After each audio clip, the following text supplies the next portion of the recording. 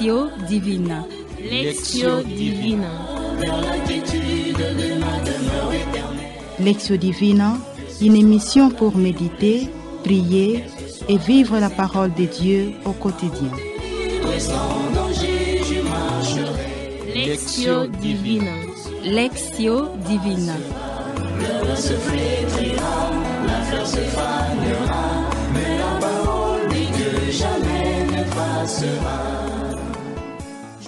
Chers auditeurs et auditrices de Lectio Divine en famille, bonjour ou bonsoir, c'est selon les médias par lesquels vous nous captez.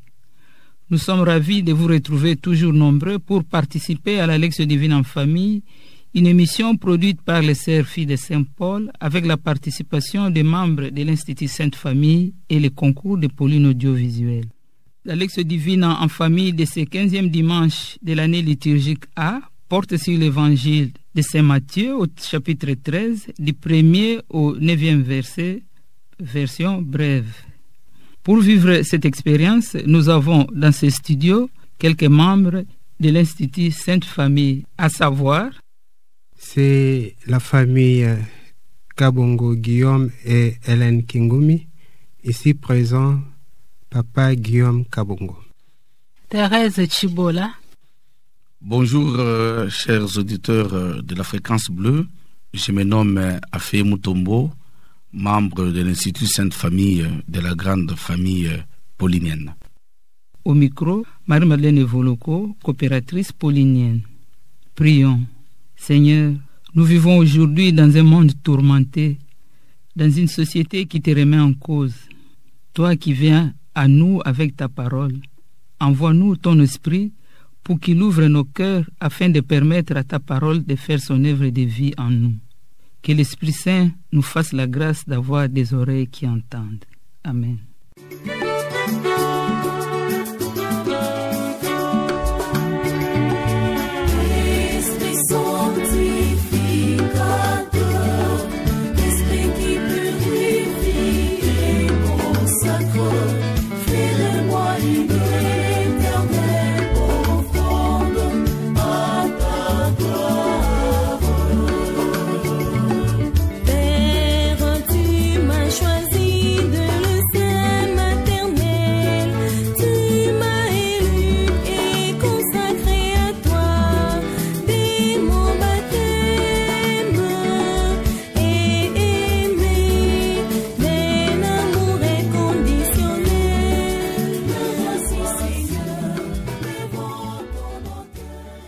L'évangile qui guide notre Lectio Divina en famille de ce dimanche 16 juillet 2023 est comme annoncé celui de Matthieu au chapitre 13, du 1er au 9e verset, version brève.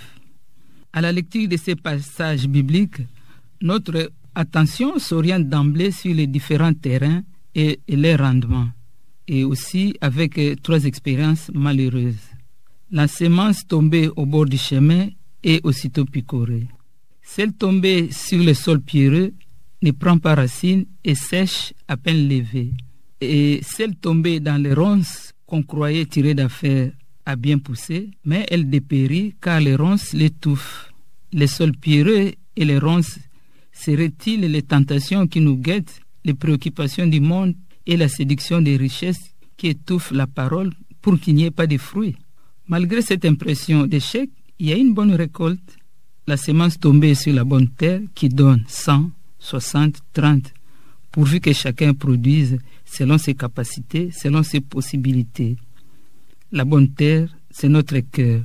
Ainsi, aux échecs initiaux de la semence s'oppose un étonnant rendement. La graine est petite et fragile, et toutes les graines ne tombent pas sur la bonne terre, mais la plupart d'entre elles le font et elles sont extraordinairement fructueuse. C'est là l'optimisme de cette parabole, la parabole de l'optimisme du chrétien. Et la leçon à tirer de cette parabole est que le progrès dans la foi est possible. Celui qui a des oreilles qui l'entendent, le défi que Jésus nous lance, c'est celui d'écouter. À notre époque, cela devient de plus en plus difficile, entouré que nous sommes partant de voix différentes qui réclament notre attention. Puisse le Seigneur nous accorder une oreille et un cœur pour commencer à chercher et à trouver le silence dans notre rythme quotidien. Après ce bref aperçu sur l'Évangile, nous voici à la première étape de notre Lectio Divina, la Lectio. À nous la grâce d'entendre la parole de Dieu. Écoutons attentivement ces moments de profonde intimité entre Jésus et son Père. Évangile de Jésus-Christ selon saint Matthieu. Ces jours-là, Jésus était sorti de la maison et il était assis au bord de la mer. Auprès de lui se rassemblèrent des foules si grandes qu'il monta dans une barque où il s'assit. Toute la foule se tenait sur le rivage. Il leur dit beaucoup de choses en parabole. Voici que le semeur sortit pour s'aimer. Comme il s'aimait, des grains sont tombés au bord du chemin, et les oiseaux sont venus tout manger. D'autres sont tombés sur le sol pierreux, où il n'avait pas beaucoup de terre. Ils ont levé aussitôt, parce que la terre était peu profonde. Le soleil s'étant levé, ils ont brûlé, et faute de racines, ils ont séché. D'autres sont tombés dans les ronces. Les ronces ont poussé et les ont étouffés. D'autres sont tombés dans la bonne terre et ils ont donné du fruit, à raison de 100 ou 60 ou 30 pour un. Celui qui a des oreilles, qu'il entende. Acclamons la parole de Dieu. Louange à toi, Seigneur Jésus. Gardons un premier temps de silence avec cet intermède musical que nous propose la technique pour permettre à notre cœur d'accueillir la parole.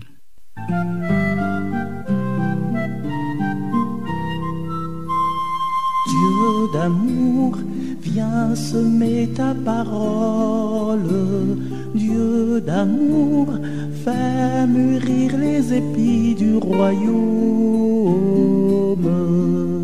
Le semeur est sorti pour semer. Ton sillon est-il prêt pour le blé? Ouvre-toi, le bon grain va tomber. La parole au soleil va germer. Dieu d'amour, viens semer ta parole. Dieu d'amour, fais mûrir les épis du royaume. À présent, à tour de rôle, partageons les passages qui nous ont touchés sans les commenter. Oui, chers frères et sœurs, auditeurs, auditrices de la Radio Maria, ce passage qui m'a touché est celui-ci. D'autres sont tombés dans la bonne terre et ils ont donné du fruit à raison de 100, 60 ou 30 pour un. Dans cet évangile, les paroles qui m'ont touché, il leur dit beaucoup de choses en parabole. Voici que le semeur est sorti pour semer. Celui qui a des oreilles, qu'il entende. Le passage qui m'a interpellé dans cette lecture dit ceci. Voici que le semeur sortit pour s'aimer. Comme il s'aimait, des grains sont tombés au bord du chemin et les oiseaux sont venus tout manger.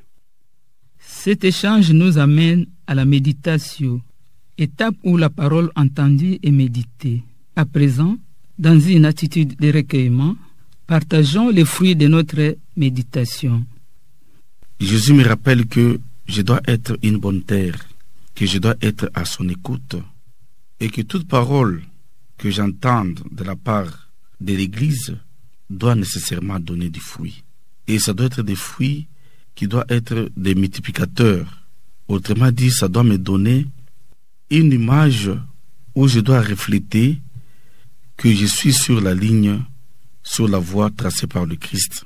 Parce que lorsque je n'arrive pas à suivre la voie tracée, c'est-à-dire que la parole que j'écoute journalièrement, que ce soit à la messe, que ce soit dans la méditation personnelle, lorsque ça n'arrive pas à porter du fruit, c'est-à-dire que je vis en dehors de la volonté du Christ, en dehors de la volonté de notre Dieu.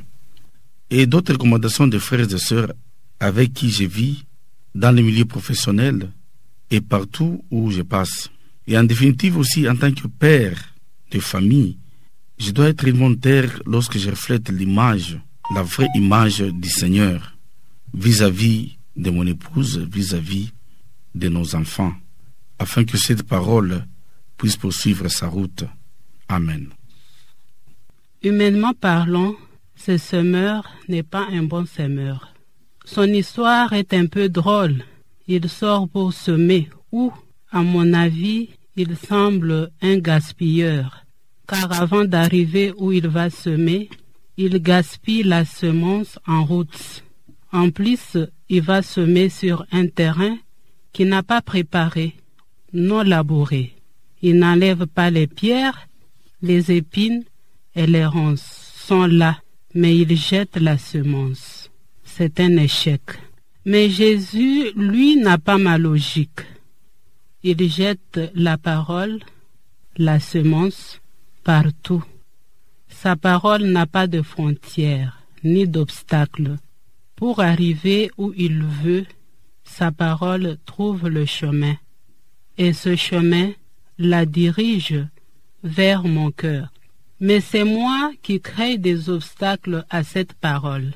Mais le mal qui est en moi empêche cette parole de porter du fruit. J'entends la parole, mais d'autres soucis et priorités priment et m'empêchent de changer la vie, de me convertir. La parole annoncée ne porte pas du fruit, parce que moi je pense à autre chose. Alors le changement et la conversion deviennent des fois difficiles. Le Seigneur Jésus-Christ me dit dans ce passage qu'il est le semeur lui-même, il est aussi la sémence, c'est-à-dire le grain. Et moi, je suis le sol ou la terre, je suis le récepteur, je suis celui qui accueille la parole de Dieu. À moi de me poser la question de savoir quel sol ou quelle terre suis-je? Terre livrée à tout vent, terre pierreuse, peu profonde, terre couverte de ronces ou la bonne terre, c'est-à-dire des fois des païens. Donc ce message m'interpelle et me demande à vraiment intérioriser la parole de Dieu, à donner de la place, la meilleure place dans mon cœur à la parole que le Seigneur Jésus-Christ me dit. Celui-ci m'aidera à bien conduire mon agir, que j'évite donc la superficialité dans ma vie, que je m'attache aux valeurs profondes enfouies dans ma conscience. Ce partage nous conduit à l'oratio, étape où la parole méditée devient prière.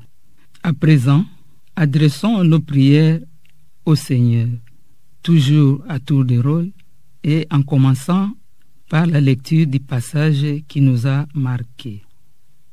Oui, Père éternel, je vais t'offrir ma vie en ce moment afin que ta parole puisse la parcourir et la transformer. Je t'offre encore ma vie de parent, ma vie professionnelle, pour que je sois une bonne terre partout où je passe, pour que le fruit soit des bons fruits et les fruits soient multiples comme tu l'as dit. Transforme-moi, transforme mon cœur et transforme mon entourage. Amen. Seigneur, ton amour pour moi chaque matin se renouvelle et ta parole chaque matin me réveille. Par ta grâce, fais que cette parole devienne vie, que cette parole s'enracine en moi et qu'elle porte du fruit de la conversion et de l'amour. Amen. Seigneur Jésus-Christ, Maître, voie, vérité et vie, apprends-moi à savoir intérioriser tout ce que tu me dis, tout ce que tu m'apprends, à être en harmonie avec mon être profond pour bien conduire mon agir. Que ta grâce, Seigneur, puisse être avec moi pour que je sois au service de ta parole. Amen. Chers auditeurs et auditrices de la Lectio Divine en famille, nous voici à la fin de notre lecture priante. Nous vous disons merci pour votre attention soutenue.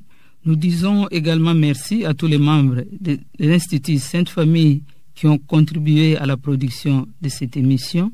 Merci à la sœur Rita Almichi, fille de Saint-Paul, et à Olivier Ngissi pour les rapports techniques. À vous tous, encore une fois, merci. Au revoir et à la prochaine, même fréquence, même jour et même heure. C'était au micro Marie-Madeleine Evoloko, coopératrice paulinienne.